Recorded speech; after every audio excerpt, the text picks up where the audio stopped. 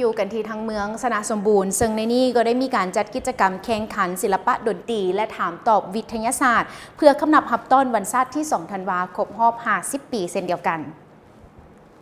ในครั้งวันที่17 พฤศจิกายน ปี 2025 นี้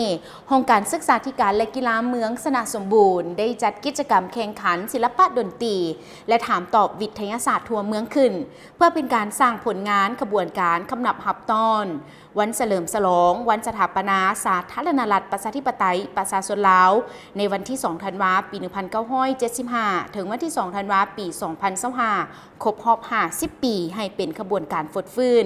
นอกจากนั้นแล้วยังได้เป็นการสร้างความสามัคคีหักแพงระหว่างผู้อำนวยการครูอาจารย์ลูกหลานน้องน้อยนักเรียนด้วยกันให้เป็นปึกแผ่นให้เกียรติเข้าร่วมเป็นประธานและกล่าวไขพิธีของทานอำไซพรมณีประธานคณะกรรมการปกครองเมืองโดยมีทานสีทองสีอัมพรหัวหน้าของการศึกษาธิการและกีฬาเมืองพร้อมด้วย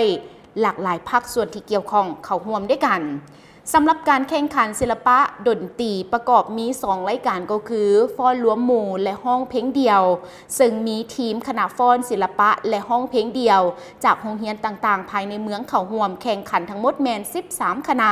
ในนั้นชั้นประถมมี5 คณะและห้องเพลงเดียว5 คนชั้นมัธยมต้นมันมี4 คณะและห้องเพลงเดียว4 คนชั้นมัธยมตอนปลาย4 คณะและห้องเพลงเดียว4 คนส่วนผลงานการแข่งขันฟ้อนรวมหมู่ชั้นประถมอันดับที่1โรงเรียนประถมผลแก้วจากกลุ่มศึกษากลุ่ม5สะพายในบทเพลงป่าไม้สดซื่นหับเงินสดเป็นจำนวน1 ล้านกีบอันดับ2โรงเรียนประถมโสโลใหญ่จากกลุ่มศึกษากลุ่มสีหัวแดงในบทเพลงซาดลาวเผาลาวได้หับเงินสดไป700,000 กีบและชั้นมัธยมอันดับ1ได้แก่โรงเรียนมัธยมต้นหนองไผ่จากกลุ่มศึกษากลุ่ม1วังเวิร์นในบทเพลงเซินเทียวแดนจำป่าหับเงินสดไป1 ล้านกีบอันดับ2ได้แก่โรงเรียนมัธยมต้นบุงค่าจากกลุ่มศึกษากลุ่ม2นาแก้วในบทเพลงห่วมฉลอง2 วันประวัติศาสตร์หับเงินสดไป700,000 กีบชั้นมัธยมตอนปลายอันดับ1โรงเรียนมัธยมศึกษาสมบูรณ์เซละบัมจากกลุ่มศึกษากลุ่ม1วังเวิร์นในบทเพลงลายผิน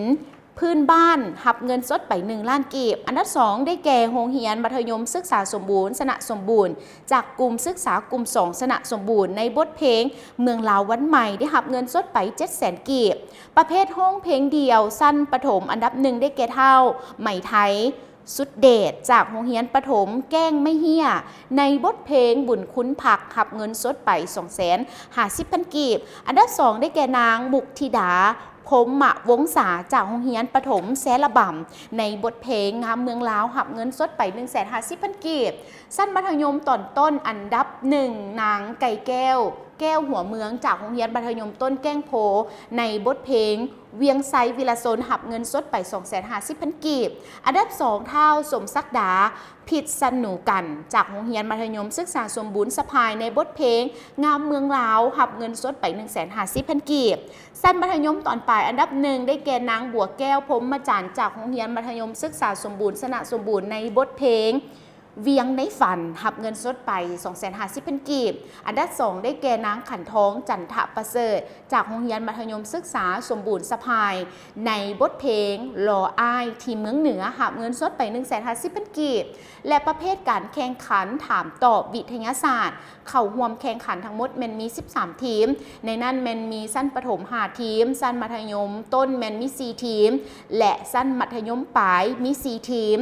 ส่วนผลการแข่งขันชั้นประถมอันดับ1จากกลุ่มศึกษากลุ่มซีงัวแดงได้รับเงินสดไป400,000 กีบอันดับ2จากกลุ่มศึกษากลุ่ม3นาแก้วได้รับเงินสดไป300,000 กีบและชั้นมัธยมต้นจากกลุ่มศึกษากลุ่ม2สนะสมบูรณ์ได้รับเงินสดไป400,000 กีบอันดับ2จากกลุ่มศึกษากลุ่ม1วังเวิร์นได้รับเงินสดไป300,000 กีบและชั้นมัธยมปลายจากกลุ่มศึกษากลุ่ม2สนะสมบูรณ์รับเงินสดไป400,000 กีบอันดับ2จากกลุ่มศึกษากลุ่ม5สะพายรับเงินสดไปจำนวน